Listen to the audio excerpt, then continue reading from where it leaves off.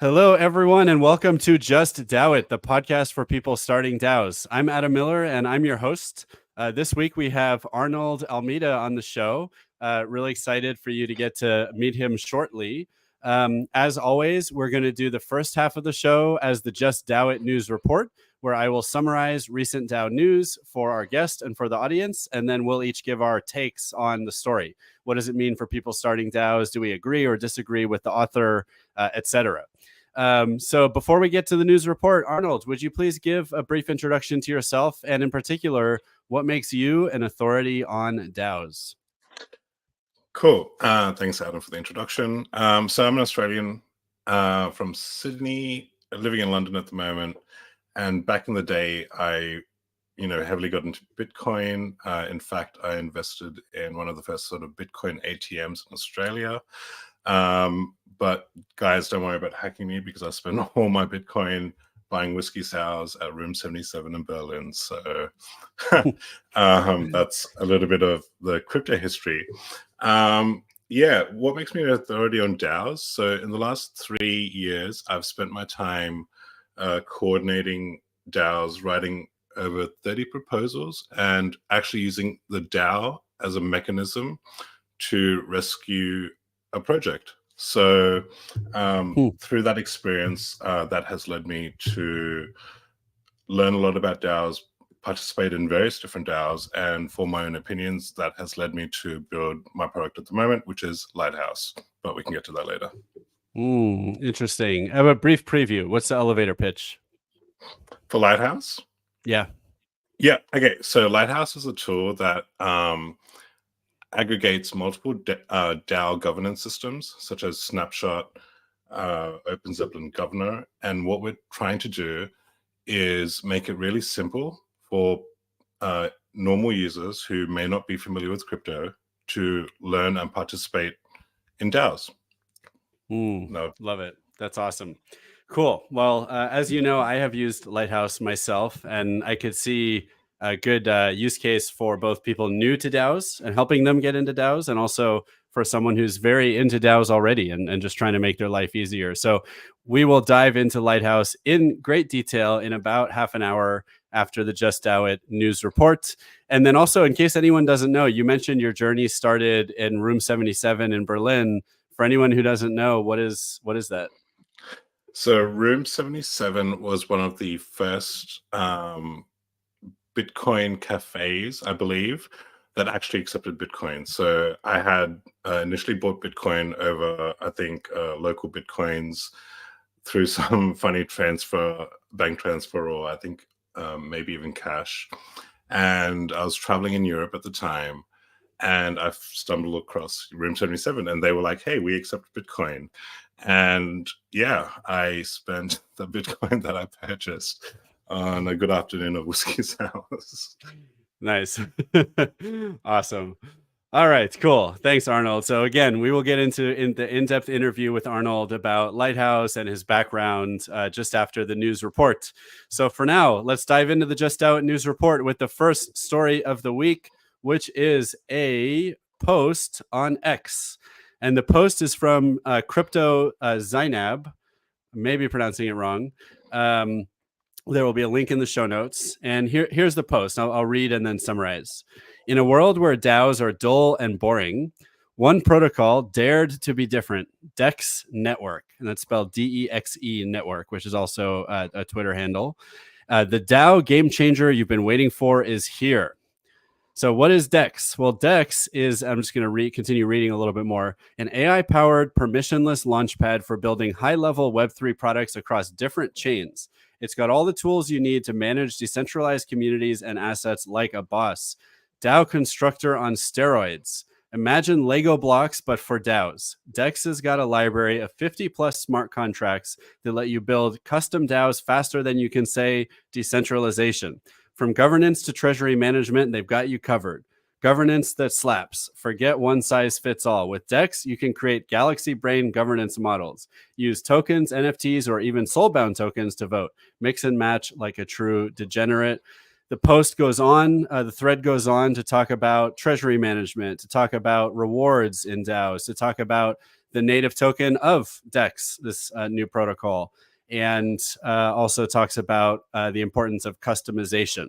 So I thought this was really exciting because, and Arnold, maybe we've talked about this a bit offline, but you know, I realized recently that in the 3 years or so I've been in the DAO space, you know, initially I was going to build DAO tooling like DEX, right? That was my plan. I was like, oh, DAOs, like that's what DAOs need. I'm going to go build it. And I saw a lot of people building DAO tooling, and then I came across the opportunity to start my DAO to focus on the legal side of DAOs, legal entity side of DAOs. But looking back, I think I'm either unimpressed by how much progress has been made, or I'm not aware of the progress that has been made in the DAO tooling space, like for DAO. And I don't even mean stuff like Lighthouse that you know, well, we can talk more about that too, but like platforms for actually launching DAOs. So I'm excited to see DEX, again, this DEXE network. I'm curious to meet some folks who have used their technology. It certainly sounds very compelling. And I certainly think there is a need for more DAO platforms so that anyone who's thinking about starting a DAO, whatever the approach you want to take for your DAO, that you have a tool that helps you do it, because most people are not going to write smart contracts, right? Most people that want to start a DAO, either there's going to be a tool that helps them do it, or they're not going to start a DAO. They'll go do something else. So I'm excited to see what DEX is up to here. What do you think, Arnold? Yeah, I think it's definitely an innovation. Composing DAO tooling is actually very complex and probably cost prohibitive to a lot of people, which is why in the last 3 to 5 years, there's probably only been a small handful of players who've been able to deliver on that promise really well. So, and there's, you know, a really great divide in, you know, how people want to run a DAO. At the moment, you would say it's either gasless or on-chain. And I think one of the interesting points with DEXE over here is that they are alluding to an AI automation. So that is also signaling this idea of a cybernetic organization, but with a lot of turnkey solutions. And again, I haven't looked into this protocol, so I may be wrong. I think the way most organizations are structured, they're very diverse, and each of the organizations have their own objectives, and as such, they might have different internal hierarchies that need to be purpose-built for that organization. So I think, yeah, it will be interesting if their suite of smart contracts enable that. And at the moment, if we want to compare it to what's currently on the market, we are having to leverage different protocols to achieve the same outcome. Now, whether you think it's a good or a bad thing, I'm not sure, but I do believe in the power of composability. And as the industry matures, we'll be seeing more things that we probably want to compose that haven't been thought of yet. So that's my take on that. Yeah, and it seems like everyone or most people in the DAO space are probably agreed on the importance of composability for DAO tools, right? Whether you're building a big tool with 50 parts, and then maybe people want to pick and choose parts and then bring in another part, or if you're just building a component or a part or a platform or a layer or whatever, you know, either way, it seems like most people are looking forward to and building towards a world of composability. Have you found that with Lighthouse? I know we haven't talked a lot about what Lighthouse does, but have you found that when you want to support different DAOs from different ecosystems, that the tooling is actually as composable as it would ideally be?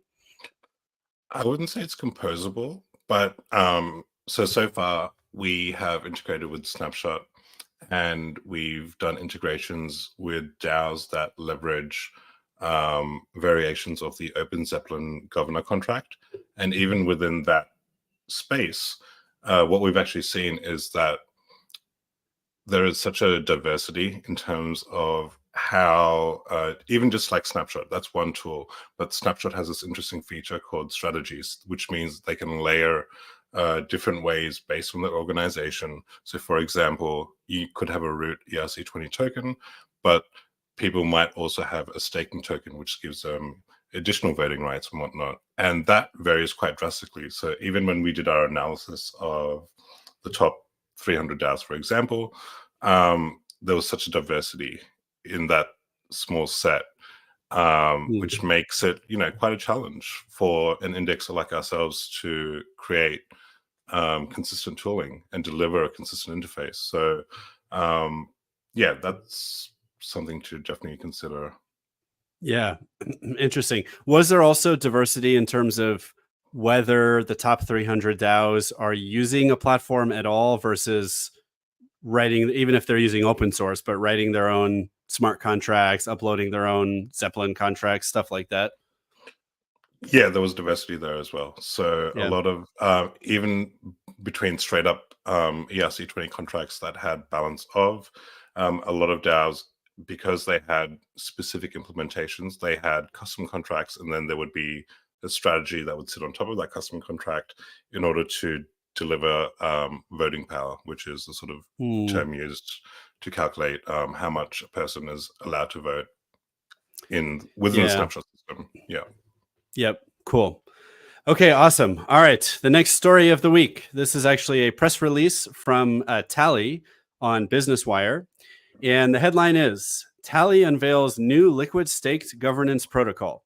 Token holders will be able to stake in the Tally protocol and receive a Tally liquid staked token that earns rewards, can be used for financial utility anywhere in crypto, and allows them to maintain their governance power. So Tally is one of the, I'll say clearly seems to be one of the leading DAO platforms, one of the leading DAO tooling providers. I have to admit, I've never come across a DAO that I've been part of that, at least to my knowledge, is on Tally. Maybe they use Tally in the background and then you just don't see it in the foreground. But they're everywhere. I mean, you see them sponsoring big events, you see announcements like this. So I think they're doing a lot. Part of this announcement is that they're not just doing this for themselves in terms of allowing for staking. This is a feature anyone can use now who's building a DAO on Tally. And so another good example of more capabilities being added to DAO platforms and DAO tooling. Certainly very exciting. And I think staking is a good example of the kind of mechanism that I don't think existed before crypto, but before DAOs in organizations, right? Like Microsoft never said, well, if you take your Microsoft stock and you stake it and you lock it up for a year, we're going to give you, a discount on your next Microsoft purchase. Or, startups don't, I mean, you're either in or you're out, right? You have stock or you don't. I don't think there's ever been an equivalent to staking.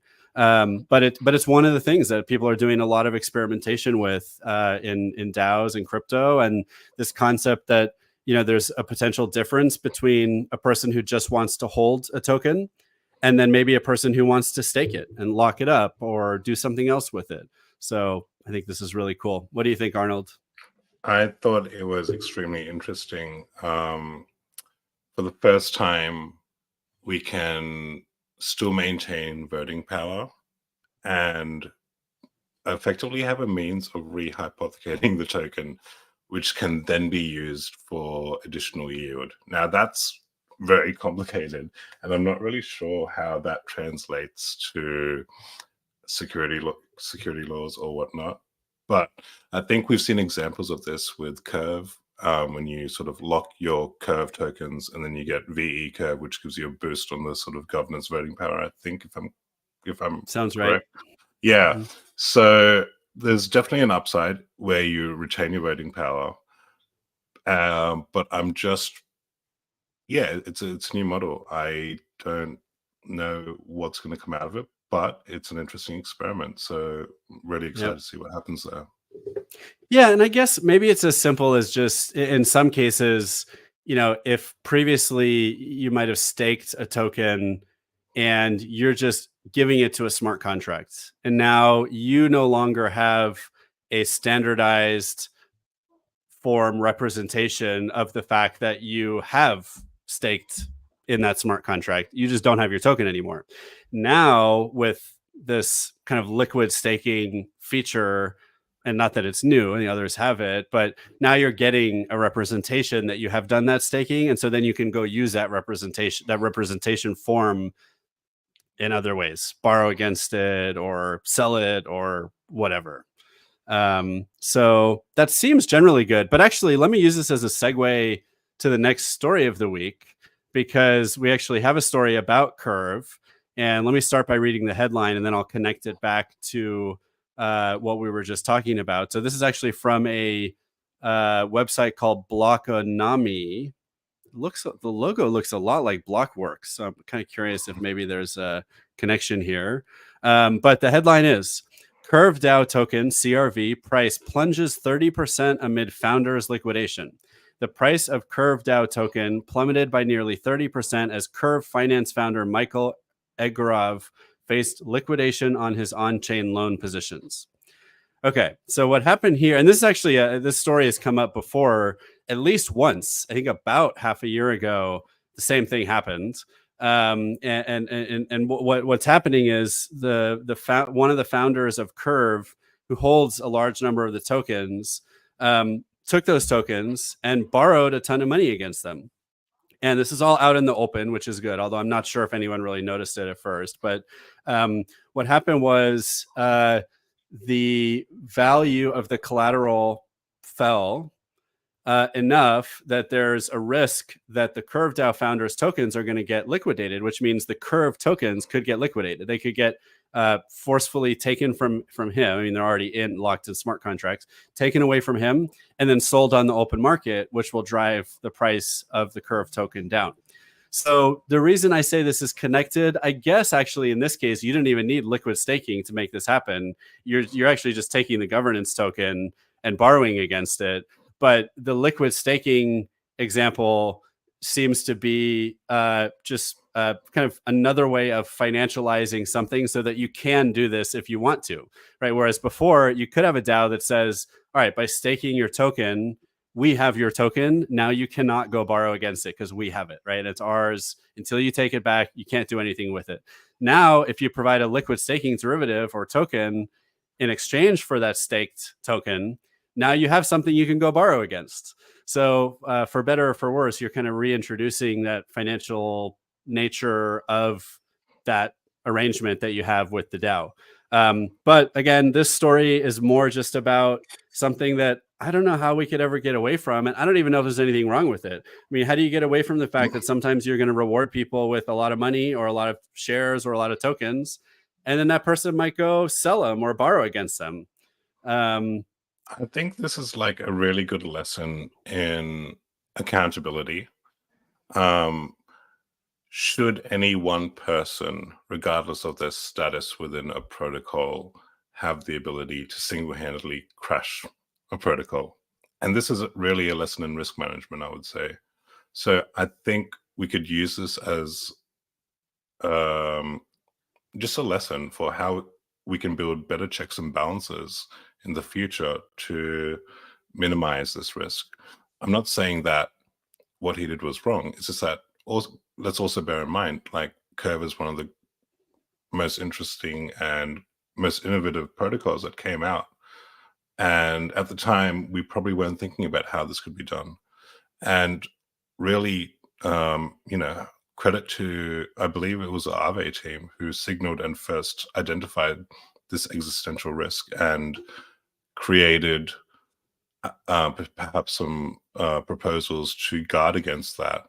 And also, to, I believe, Michael's credit, he also was trying to fix it as well. And I think there was perhaps a commitment to ensure that if that did happen. So I think people are working against it, but I guess this is one of those things. It's a lesson learned, and let's guard against it in the future.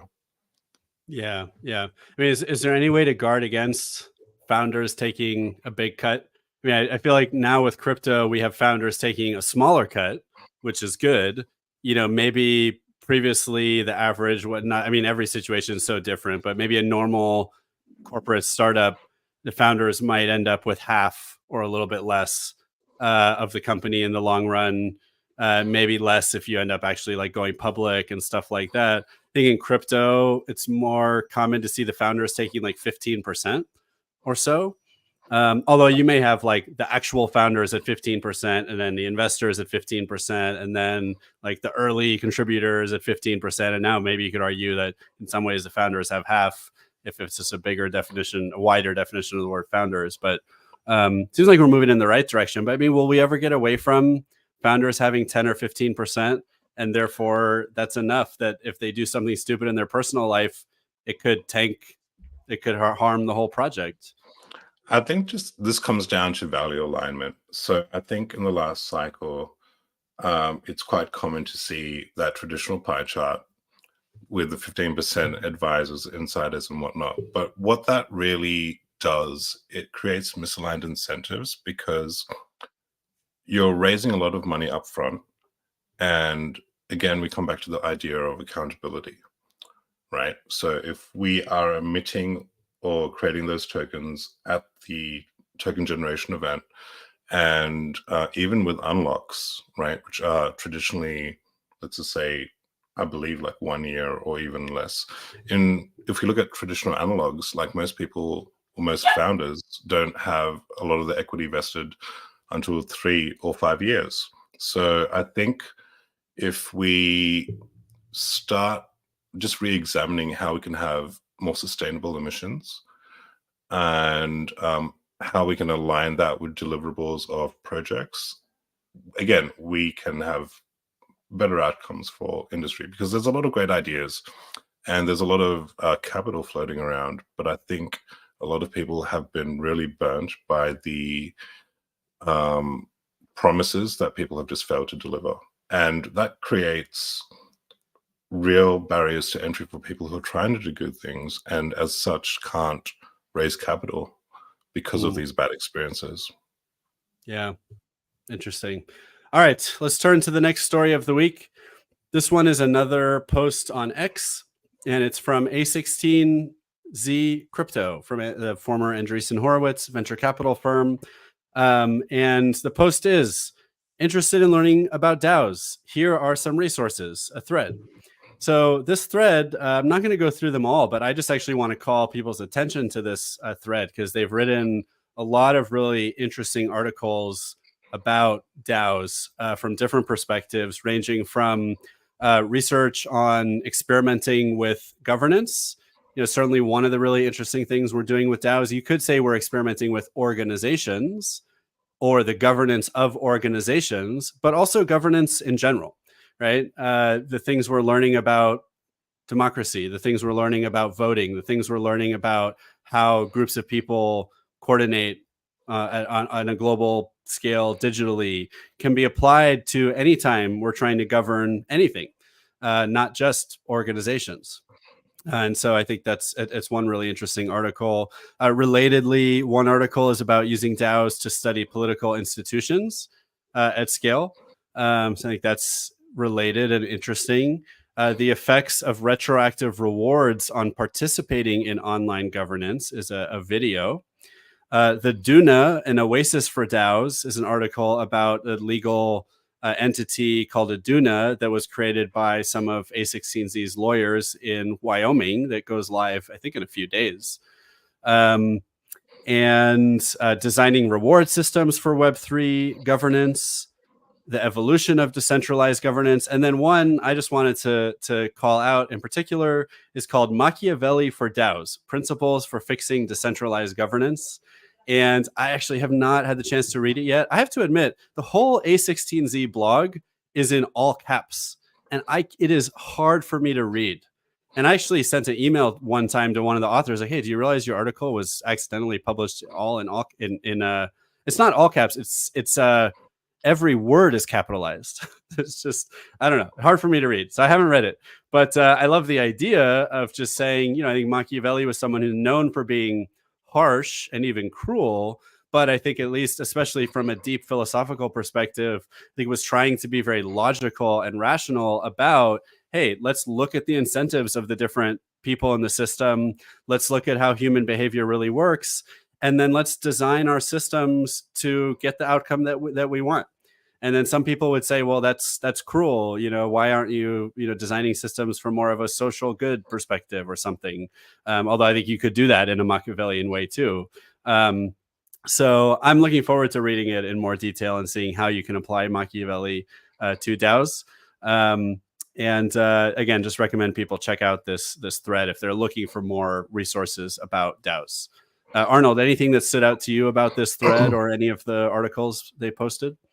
Yeah, look, I love all the A16Z DAO governance stuff. I'm also a big follower of all the governance literature that comes out of Optimism as well. But one of the things that I find when I'm trying to DAO pill people is that a lot of this literature is quite dense. And for people who are embedded in, I guess, traditional thinking of traditional structures, my favorite go-to is an article that came from the World Economic Forum. It was published in January 2023, and they have a really good primer, and it's a good segue to illustrate that, hey, there are serious organizations thinking about DAOs. These are the problems that are identified, and that usually is a good precursor to then, landing in like, hey, what should I read next? And then, going on to the A16Z, more hardcore theoretical stuff. So that's how I usually DAO people. I love that. And I remember talking about that World Economic Forum report on the show some time ago. And I'm looking at, I think there may have been even more than one, but I just pulled it up while you were speaking. There's a paper they wrote called Decentralized Autonomous Organization Toolkit from January of 2023. And the contents are, what are DAOs? Why do they matter? How do they work? How are they governed? What are the legal structures and issues? This whole thing was written from a policy perspective. So the in conclusion is, what are their recommendations for governments and for other policy? Yeah, really interesting. I never would have guessed, and I had forgotten that the World Economic Forum could publish such an interesting and useful report, but I think they clearly have done so. So that's a good recommendation. Yeah, I think like the fact that they're thinking about this already, I personally believe that DAOs have an end game in civics and public policy. All the work and research that we're doing now and the experimentation, I think eventually will trickle down through to local and federal governments. I don't know on what time scale, but that's what I guess motivates me to do a lot of the work that we're doing. It's really interesting. When I think about like governance in my life, I've got, as an American, I think most people have the same stack, which is you've got your city, your state, and your federal government. And each of those will have an election up to once a year. Of course, there are other ways of participating other than just voting in the election. And then I think many people, myself included at least, are involved in governing some nonprofits or just like community-based organizations. We have on the island I live on, we have an unofficial homeowners association, effectively, where I'm on the committee, and we make decisions together. And then a couple nonprofits I'm involved in, and it all feels relatively manageable because there's not a lot of it. Right? It's like these three geographic groups and then maybe a few nonprofits and other orgs. But I find the challenge that I've had in the DAO space is that you end up wanting to be part of a lot, right? Because it like the cost of entry and the cost to participate at some level is so low. You just go buy an NFT or buy a few tokens or just join a Discord or hit a button or whatever it is. Now you're part of an organization. Now you have voting rights, and that clearly demands a new approach to how we think about the things we govern in our lives and how to keep track of them, how to participate in them efficiently. And it does seem clear that that will be applied to these traditional forms of governance, and that might actually allow us to participate in many more forms of governance in our lives, even the traditional form. I mean, once, city and, state governments and your average day-to-day nonprofit or community organization, certainly once they're all on chain, now they get to take advantage of all the cool stuff we're building for DAOs and on-chain governance. And that should make them easier and more pleasurable to be a part of. Yeah, no, for sure. I think the fact that we can align at the moment cultural interests. So if you're involved in artists, manga, music, these are all great petri dishes for how we can sort of see what works, what doesn't. And yeah, I think it's just a great time for experimentation, and we really want to sort of enable people to start these communities. And we have them already. Like, we have little skate clubs, or if you're part of a local co-op, even like a gardening center where you have a community garden, you manage finances, you're trying to work out who gets the next plot of land. All these things apply to have an analog to a type of DAO. So yeah, I'm just really excited to see all the different types of things that manifest. Cool. All right, turning to the next story of the week. This one is from altcoinbuzz.io, and I'm noticing the lowbrow nature of a lot of the brands we've been quoting from today, but hopefully they're reliable. Either way, I know there's some truth to this story. I've seen it other places. The headline is Julian Assange freed with 11K ETH. Assange DAO's victory. Actually, there's things here I don't know if I can trust and things that I know I can trust. And so I want to dig into those. But the subtitle, or the subheader, is Julian Assange, the founder of WikiLeaks, has finally achieved freedom, largely due to the generous contributions made by supporters to the Assange DAO. Okay, here's the part that definitely is true, is that Julian Assange reached a plea deal with the United States government a few days ago, maybe yesterday, I'm not sure, recently, where he's pleading guilty. And his plea deal was he only has to serve the time he already served in jail in the UK, awaiting the decision on his extradition. And so effectively now he's free. It's over. The part about this article that even the article says it doesn't know for sure, so I'm surprised that the headline makes it sound so confident, is actually someone posted on X saying, time for the organization that raised all this ETH and supposedly was helping free him to tell us what they've been up to this whole time, because we have no freaking clue.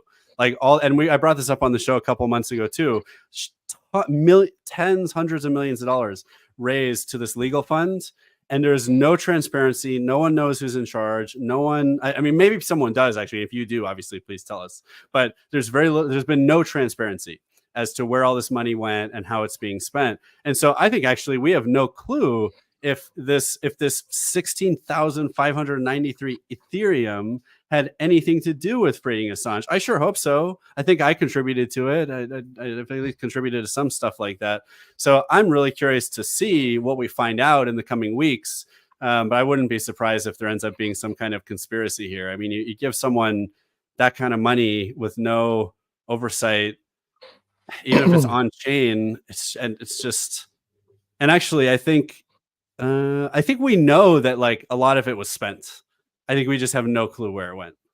Where did it go? Yeah, for sure.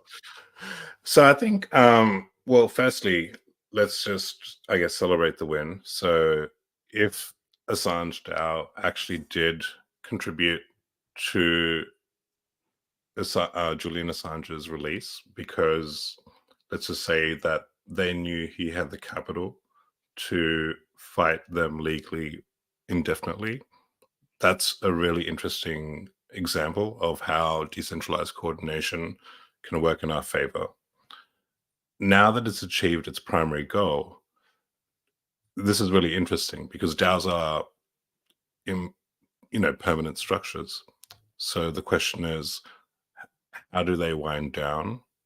How do they report on where the money was spent? Maybe they couldn't report on how they were fighting or doing certain things because that could have jeopardized the legal case. But let's try and be optimistic in the sense that they will have some sort of transparency. They will use the funds to provide a breakdown and then wind it down in a way that gives crypto additional credibility. Because if they don't, we don't want that. Yeah, it'd be tens of millions of dollars potentially misused. But you're right. We should assume the best. I just, I don't know. I mean, should we really assume the best? I feel like we get burned a lot by doing that. And is there really an argument why they couldn't have been transparent this whole time? Like telling the world we paid this law firm to go fight for Assange is going to cause a problem for the lawsuit. I just find that to be a bit of a stretch. We don't know. We can speculate. Who knows what hands were greased? Who knows what Yeah. strategies needed to be in place? Maybe they'll make a documentary and a movie out of it, and maybe Good idea. the proceeds from that will go towards fighting, other activists who deserve not to be in jail. Yeah. Yeah, makes sense. All this reminds me too that, and I used to talk about this a lot on the show 2 years ago, was we hear about, like Assange DAO raised whatever 10,000 ETH, but then is it really a DAO? And at the time, especially, but even now, a lot of times people raise money into, let's say, a juice box, especially at the time, although I think people are certainly still using juice box. You can set up a juice box so that all the money just gets sent to me. Right. And so just the fact that you're on Juicebox and saying raising money for Assange DAO, that is not enough information to know that you can trust where the money is going. You've really got to do your due diligence and know what you're getting into. And so, just I mean, I'm curious, supposedly there was a multi-sig. Who was on the multi-sig? And even if it's a multi-sig of 3 people, should they ever have called that a DAO? Was that really a DAO, or were you just giving money to a foundation that was gonna, just because it's in crypto doesn't mean it's a DAO. Yeah, that's true. Actually, that reminds me of something that I read recently, maybe in the last week or so, and I think it was to do with the Indian COVID relief fund, and a lot of money was donated to that fund to help India. And one of the things that was interesting is that in order to sort of promote transparency, they employed one of the big 3 accounting firms, KPMG or someone else, EY, and they have a report that is published on a monthly basis to demonstrate where the money is being spent. So I think that's if it's true, please fact check me. But I think that's like a really good initiative when big fundraisers like this happen, and people can see how the money is being allocated. Yep. All right, let's turn to the next story. This one is from the DAO Times, which I highly recommend. And the headline is, Hedera abandons decentralization, removes community nodes from roadmap.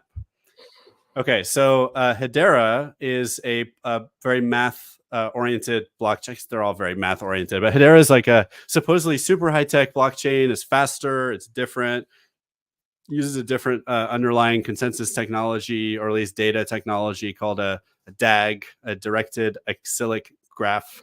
And it's been in development for a long time. I don't know if they get a lot of usage. I might hold some of the tokens myself. I think I've always been a little bit optimistic about what they might be able to achieve. But anyways, the story is about how today the network is operated by 31 multinational corporations hand-selected by the Hedera Foundation. And they had on their roadmap until recently that soon they were going to introduce many more nodes run by the community as opposed to these multinational corporations. And I just put the community in air quotes because I think that's, it depends how you define it. I mean, those corporations are part of the community too. But clearly they were planning on giving control over the network to a wider group of people, and they removed it from the roadmap. So of course we don't have all the details. Maybe it's going to go back on the roadmap tomorrow. But what's interesting to me about this is just a question of, isn't running something collaboratively on a blockchain between 31 multinational corporations actually a huge step in the right direction? That's actually way more decentralized than one company running an entire system, which is how everything always worked until now. I mean, you could argue, it's one company, but there's like 5 intermediaries and there's reconciliation. Yeah, all of that is because we can't trust that one company. So you need all this other stuff going on. spreading out, you know, I mean, think of the blockchain as like an alternative to AWS. You know, it's obviously not exactly that, but, you know, in this case, is either you're running the whole system in AWS, or you have 31 different companies running it using a consensus mechanism on a blockchain, where everything, by the way, can be validated by anyone who wants to use the blockchain. It's just the 31 organizations are the ones, you know, choosing the transactions and building the blocks and stuff like that. So to me, that's actually quite good. That's what I wanted to highlight about this, is that it's actually, there's a lot of power. I think same goes for Solana, by the way. And I don't remember, I've never been as into Solana. I certainly hold the tokens, and I'm a believer, at least for the past you know, year or two, if I wasn't before.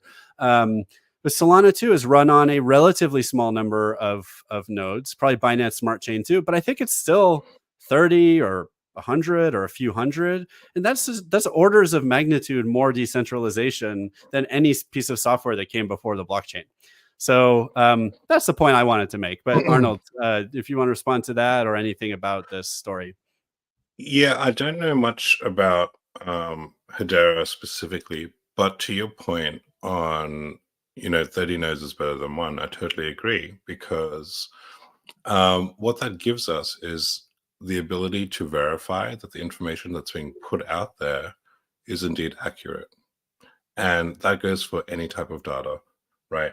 So just using, I guess, my product as an example, I have to index a lot of on-chain proposal data, voting data, and I need to service that to my users.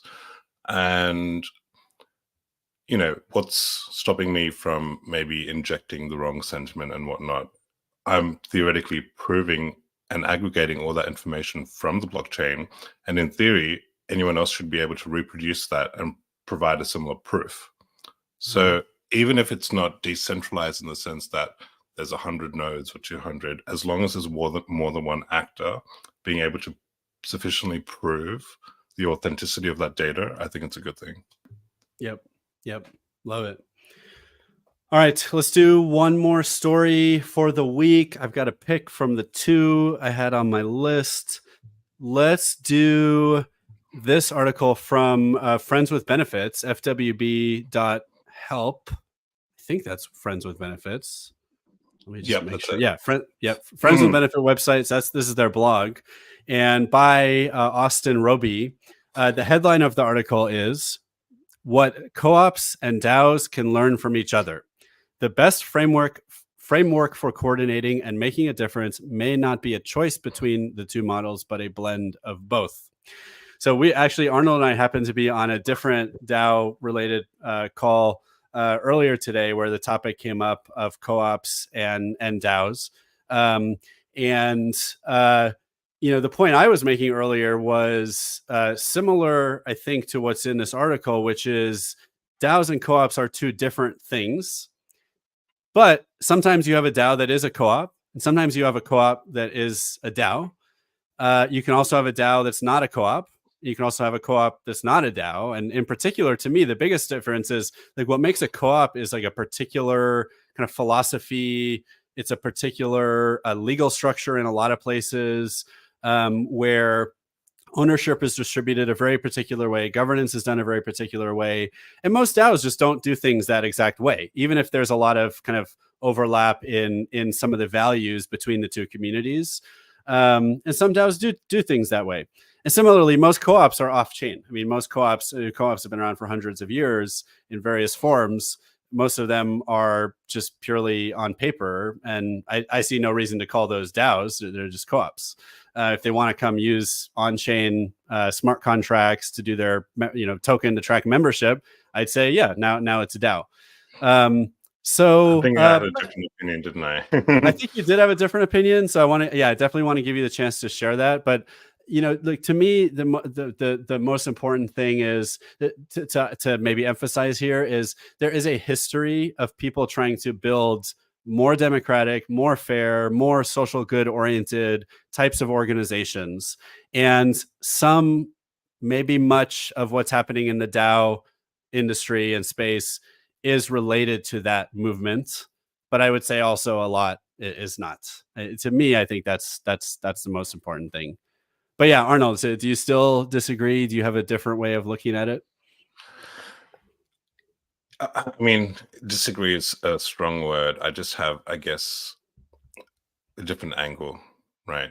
I do believe that co-ops provide a really good analog for how we can think about DAOs. DAOs, in comparison, are relatively new, and some of the principles that you've mentioned in that are defined in co-ops may not necessarily be alive in DAOs yet, just because we haven't gotten to them yet. So, for example, I'm going to reference an article from Andy Agast from Hyper Co-op.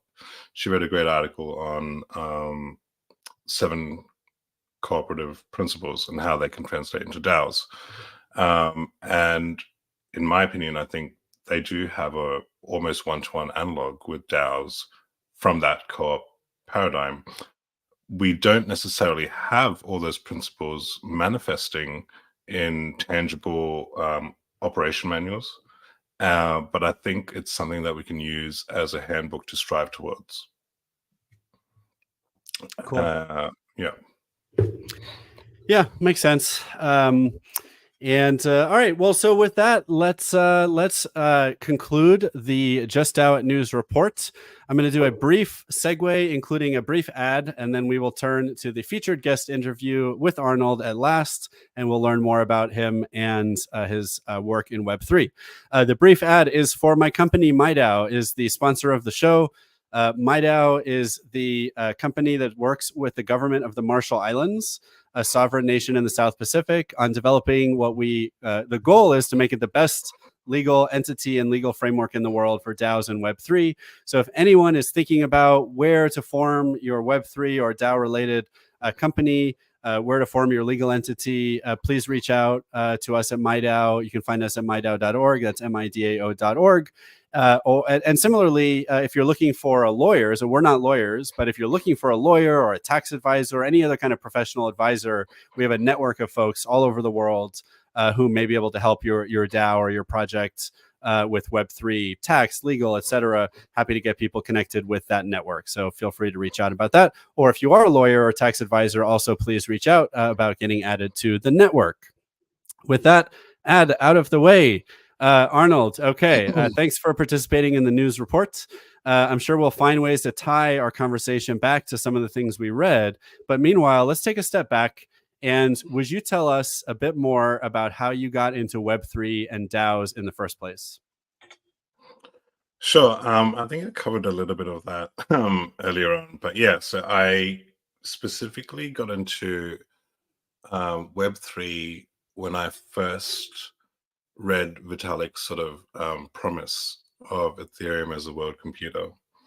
And for me, that really opened up my mind in terms of how, as a systems designer, so I've been a sort of CTO for 15 years, love complex systems, and I've always been like having to write integrations between multiple systems. But to think of a smart contract being able to trustlessly interop with another bona fide system and not have any human intervention, that really sort of blew my mind.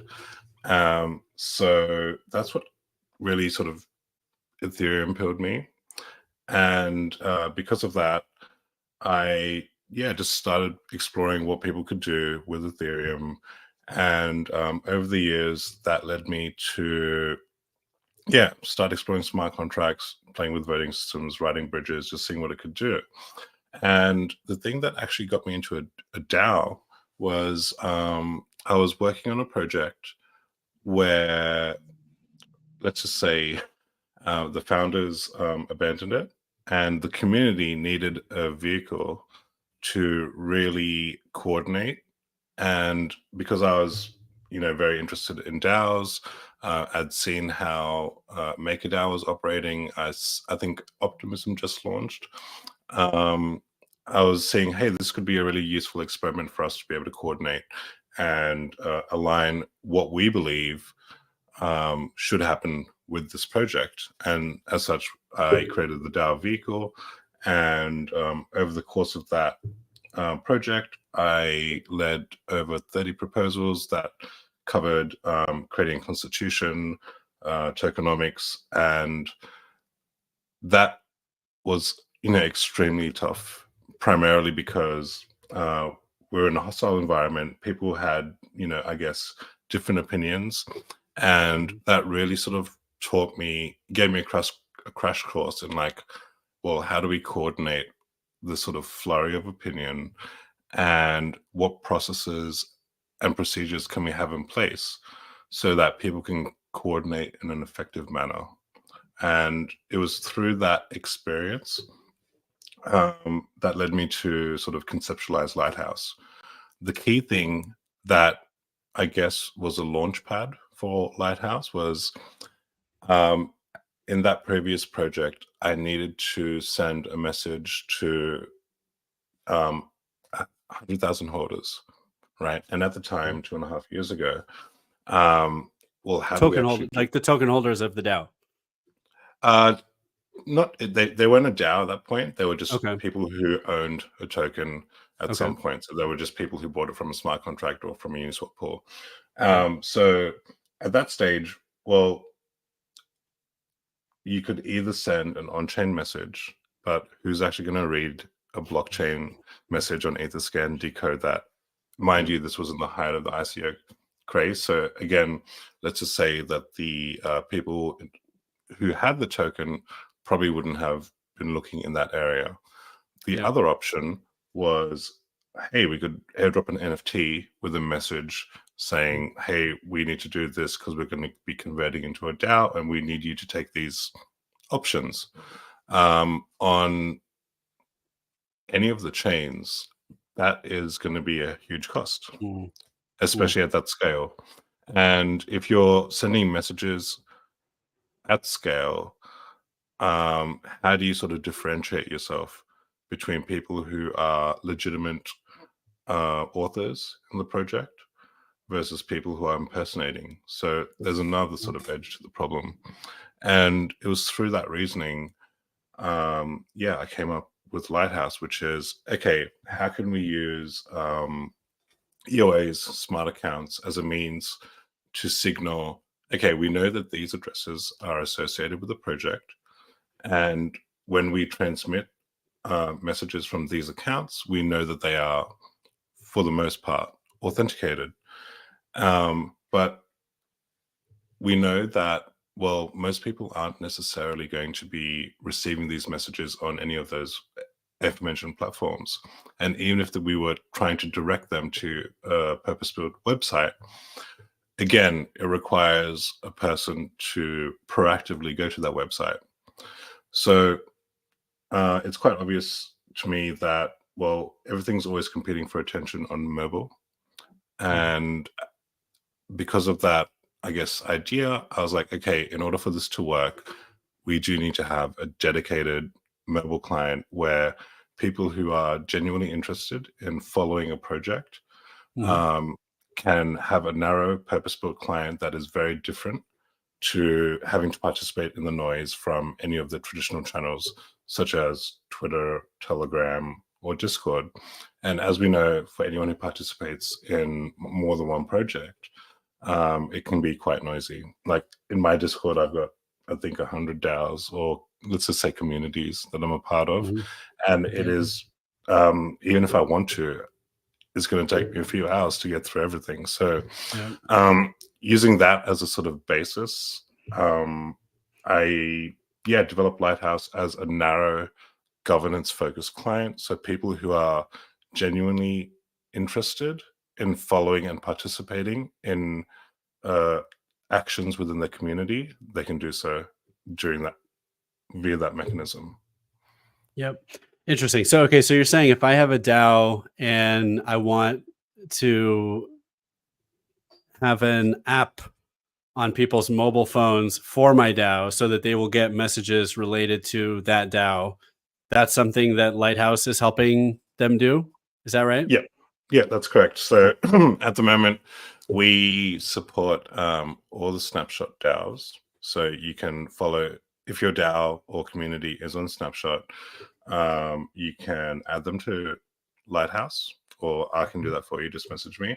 And whenever a new proposal is put out, you'll get a push notification and you can vote in app. So that means you can sort of completely avoid having to go to any of those other channels. You can trust that it actually came from the project owners.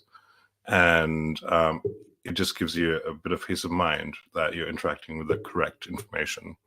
That was obviously easy because Snapshot provides great APIs for that. But the next challenge for us was like, okay, in order for this to actually work and scale, we needed to work for the bigger DAOs that are running on custom contracts, such as Optimism, Governor-based DAOs, such as Optimism, Nouns, etc. So we spent some time working out pipelines to support those DAOs, and now you can actually follow Optimism, stay up to date with Nouns, and have those proposals delivered straight to your mobile phone, which is really interesting. And one of the interesting things through that exploration, a lot of these proposals or a lot of these governance systems, they actually allow you to, when you vote, provide a comment or a reason. And at the moment, in the majority of systems, I would say that a lot of that high signal content is lost. So the way we designed Lighthouse was more like a social platform where when you look at a vote, you see the results. Additionally, you will see the comments that people have spent time putting their opinion forward on, and that adds to a really interesting experience and makes the community feel much more alive. So is it one app that brings in a feed from all the DAOs, or it's an app for each DAO, or both? At the moment, it's an one app that works with all the DAOs, with a view of being able to support any DAO on any EVM chain at the moment. I've been speaking to Solana people as well. I'm a strong believer that governance is one of the sort of end games of crypto, and that is regardless of which tribe we belong to, because crypto primitives allow this great tool for coordination, and regardless of what system we're on, we just need to be able to coordinate effectively. Yeah, it's a good point, man. I feel like crypto is, if you look at it in a very almost like historical, philosophical, or anthropological lens, it's just a coordination technology for people, right? Although going back to your earlier, you mentioned that one of the things that got you excited about DAOs was the potentially autonomous, not even the way we usually use the word autonomous, but that you could have a real autonomous agent living on the blockchain with its own money, doing its own thing. I wonder if that breaks the metaphor, but I think otherwise, crypto is a coordination technology for people, and part of coordination is governance. Maybe it's just a subset or one component of what coordination is, but certainly it's one big part. No, most definitely, and I think that's a really interesting point. So I think a lot of the DAOs that are present at the moment, they are either social DAOs with human actors. Actually, they all are. But if we look at the sort of types of proposals that are being executed, especially when we look at like protocol DAOs, a lot of the protocol DAOs are more optimized for configuring like fee parameters or mathematical concepts, right? And I would argue that over time, as the proposal data and the outputs from those information and from disparate systems, we're more likely to see autonomous agents or autonomous proposals become a thing, and then people can focus on human things. But just given the way it is at the moment, they're all human-based. Yep. Interesting. Okay, so first of all, can you tell us more about the DAO that you started and worked on and did the 30 proposals? Is it gone now? Is that why you don't mention the name? Or It's not gone. It still exists. It's a DAO called Not Safe for Work, which is controversial because it is an OnlyFans-based DAO. It was one of the first adult DAOs that came on the market. I think we're the only ones left. I think a lot of them sort of like came and went. But yeah, it was an example of really putting into practice a lot of the different theory. And yeah, it's a community that has these really interesting ideas. I had to learn a lot. It's not my industry, but I did speak to great people from. There's a person called Bryony Cole. She runs a podcast called The Future of Sex, and it's all about sex positivity, empowerment. And the reason why I did work in that space is because if we look at sex workers or even just creators in that space, they are actually one of the most underserved people when it comes to financial institutions. So crypto is a real way for them to be able to take control of their own narrative. And instead of being able to, I guess, like my process when I was working and creating these systems was like, we can do this ethically and fairly and create systems that are self-regulated. So instead of a small corporation who has very outsized or different incentives, we can have a DAO that's owned and operated by the community, and it's not governed by it's not governed by a small group of people. So yeah. Yep. Cool. Okay. And so coming from that experience, starting a DAO, working on a DAO, and now working on a DAO tool, what have you seen, over the past few years, being super engaged in the DAO space? What has surprised you? What stands out to you? And really, I think part of what I'm trying to get at is like, what are DAOs doing right or doing wrong that really stands out? I mean, what are you seeing in the DAO space? Help us get a sense of what's going on in the DAO world today. Yeah, it's a loaded question. I think there's a lot of great innovation and experimentation happening. I think fractional ownership is really interesting. On-chain commitments, because again, I think a lot of, and I've mentioned this a few times, accountability is one of the best things that DAOs offer to people, because it gives any individual a sort of a genuine, transparent, the possibility of a very transparent organization, right? And how people are elected, how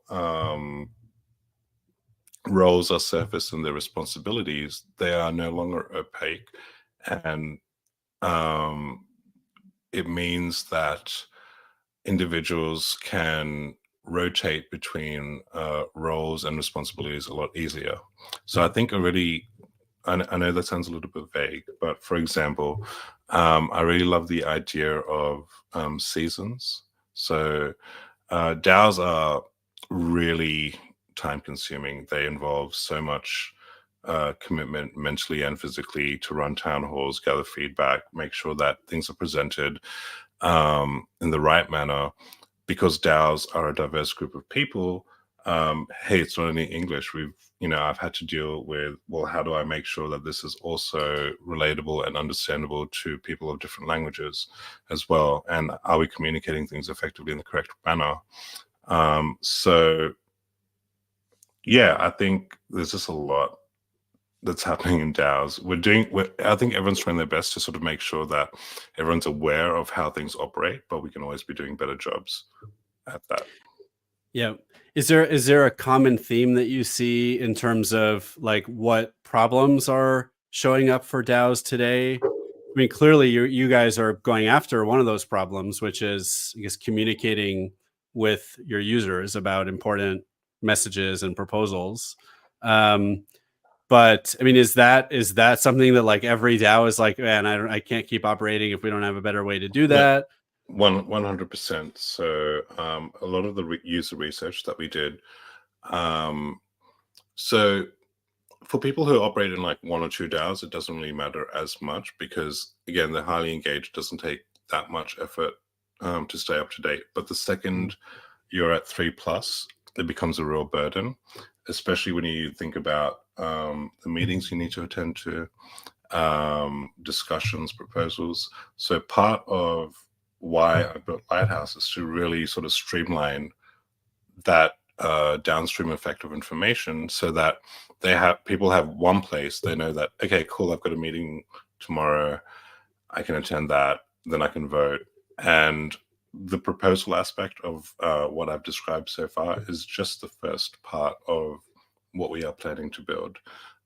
We are planning just ways to streamline the contributor fatigue, so that people, specifically delegates who sit on genuinely 5 to 8 DAOs, they can just have an easier time being able to participate and actually spend their time thinking about the proposal at hand versus, oh, I'm running late to this. And yeah, hopefully that makes sense.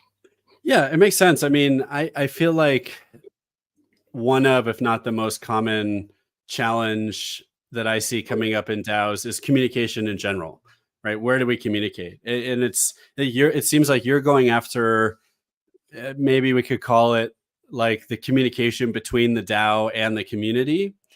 And but then there's also the question of just how do the DAO members talk to each other? How do the teams communicate with each other? Do they use Discord? But there's a lot of issues people have with Discord. Do they use Telegram? Then there's those issues. Some DAOs like Purple are trying to have all their communication on Farcaster, which is interesting, but doesn't seem perfect either. So that's a different challenge, right? It's like communication. I think it's related. So I've definitely got some ideas on that. And I think one thing that we need to consider is that depending on the DAO, each DAO will generally tend to gravitate towards a particular channel for communication based on their objectives. So a lot of people historically love Telegram. I think there's a new sort of wave of DAOs who prefer Farcaster. But regardless of what medium you communicate on, we have to remember that, again, a DAO is a broad church. We have participants who may not necessarily are familiar with Discord, or maybe don't want to have Telegram. So that poses a real design challenge in terms of where we allow people to congregate, and also who is allowed to participate within certain channels. So if we just loop back to that original example where, well, actually, I don't know if we talked about this here or if that was in the DAO town hall before, but like, so say, for example, one of the things that we experimented with when it came to transparency and communications in a DAO, we had a Discord channel that was for verified members. We had another channel that was for delegates, where only the delegates could speak, so it wasn't cluttered with like additional noise. But we also allowed the verified members to view that information. Then we also had another level, which was for signers who wanted to specifically or strictly speak about price-sensitive, discussions. So I think there are a lot of challenges. There are definitely some interesting tools that are coming out in the next month or two that will potentially aid these types of communications. And there's also technology that we have to consider. So again, Discord, centralized, Telegram, arguably centralized, and we don't know what's actually behind the scenes. So one of the properties that, we need if we want to do this properly is like, well, who actually offers end-to-end encrypted chat that is composable? And the two... And can be owned by the DAO, right? Correct. So, and it's sufficiently decentralized. Yep. Key point. Yep. Right? So there's two technologies that I'm really interested in. Waku protocol. They've been in the space for a very long time. They're doing some really interesting work. And there's another really cool protocol called, I believe, Hole Punch. And that is super novel. And I think it's actually funded by the USDT guys. And it's built on top of DHT technology, which is the technology that powers BitTorrent. So it's generally decentralized and it's theoretically unstoppable. So again, really interesting technologies, but again, nascent. Yes, it's good to hear. I wasn't aware of those projects. It's good to hear those are coming soon. I can list another one that's coming soon, which is called Common. It's built by the founders of DAO Stack, which was, as you probably know, is one of the original DAO tooling platforms alongside Moloch. But the DAO Stack team ended up pivoting and going in a different direction. I don't think anyone uses DAO Stack anymore, at least not if you're launching a new DAO. But the team is now focused on a collaboration tool for DAOs. So it's not out yet, but I think it's coming soon as well. So that's exciting. Awesome. Yeah, let's put these in the show notes to definitely get the word out for sure. Yes. Yeah, definitely. Yeah. Although I wish we could send people stuff they could start using today, but we'll have to look forward to that coming soon. What do you feel like is the future of DAOs in terms of what you're seeing, what you're experiencing? Where are we going to be in a year and in several years? Well, let's just take a macro view. So for me, I strongly believe that DAOs are an important innovation akin to the limited liability company. So when limited liability companies first came on the scene, I believe they were originally created so when ships went out to sea, and people had to spend a lot of money to go on these voyages and come back, and the capital would be sort of constrained in terms of how it was lost. I think that DAOs are basically the next level up, and it means that for me, the more quickly we can coordinate capital efficiently and without any geographical boundaries is really where DAOs will win. I don't know how long it will take for us to get there. Innovation moves extremely quickly. So I wouldn't want to sort of put any time horizon on that. It could be as, early as the end of the year for all we know.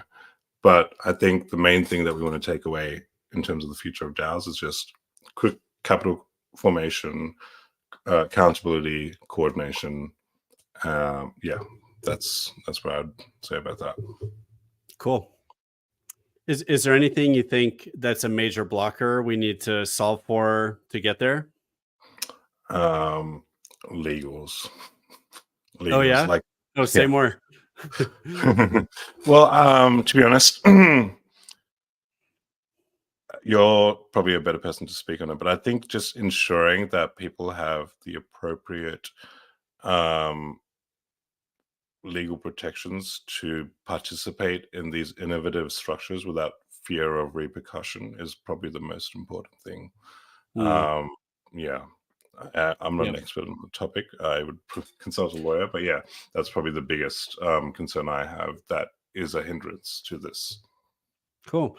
Well, it's always good to hear, since that's something I'm working on. I think, what we see is really maybe two approaches to that problem.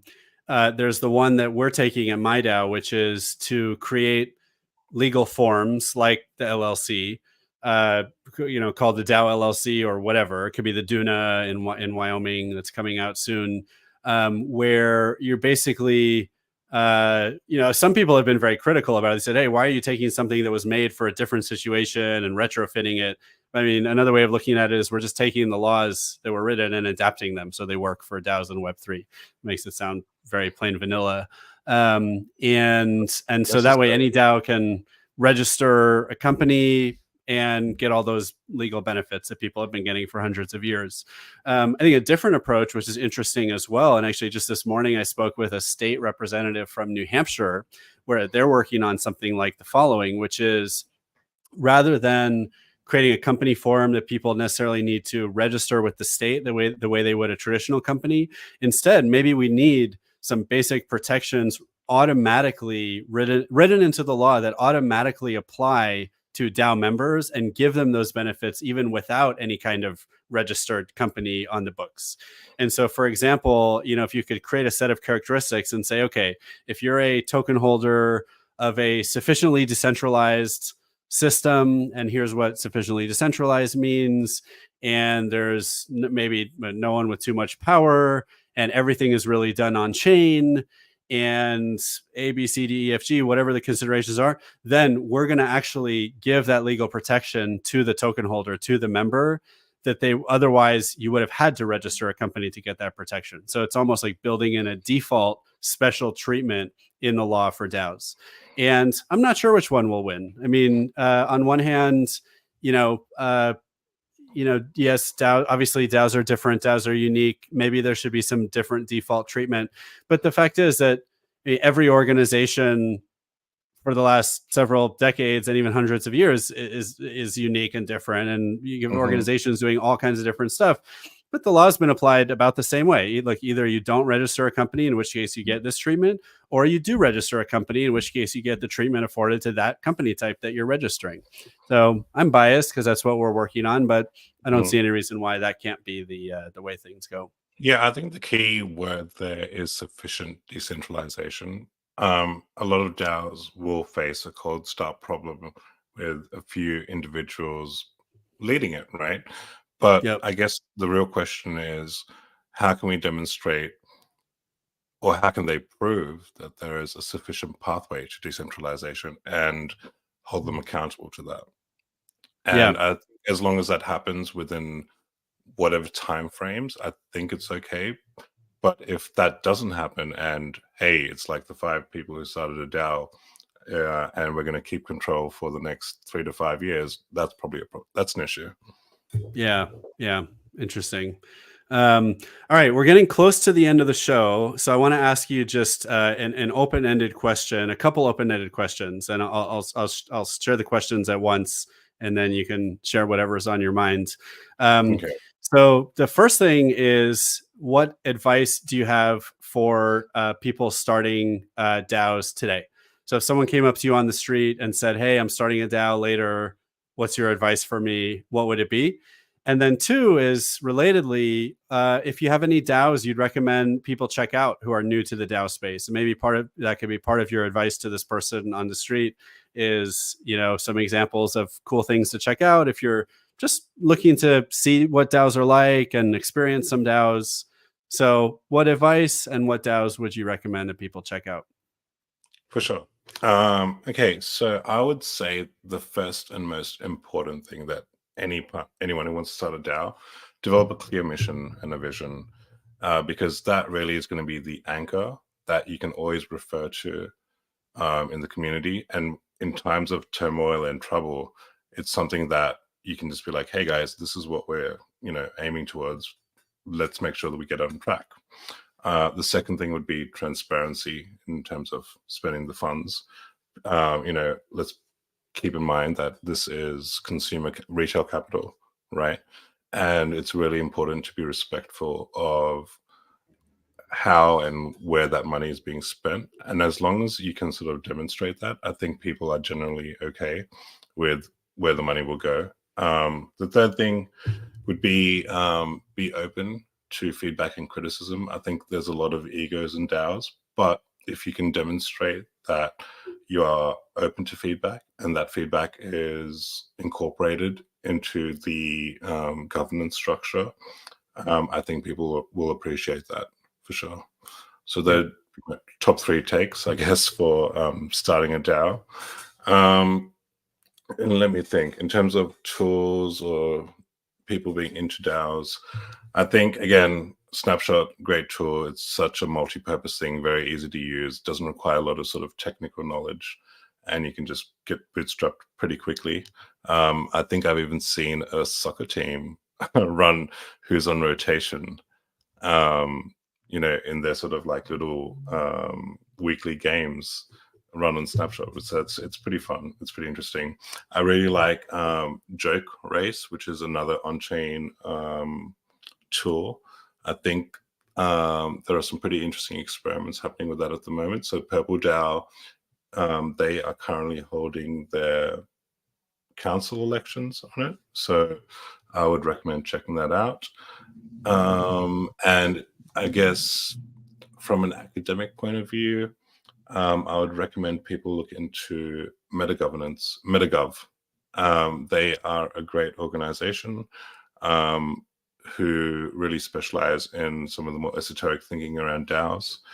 And yeah, I guess a couple more things. Let's think. Again, DAO Theory, Green Pill podcast, Kevin Awoki, I think is amazing. So that will give you sort of a green take on how DAOs can provide specifically social impact.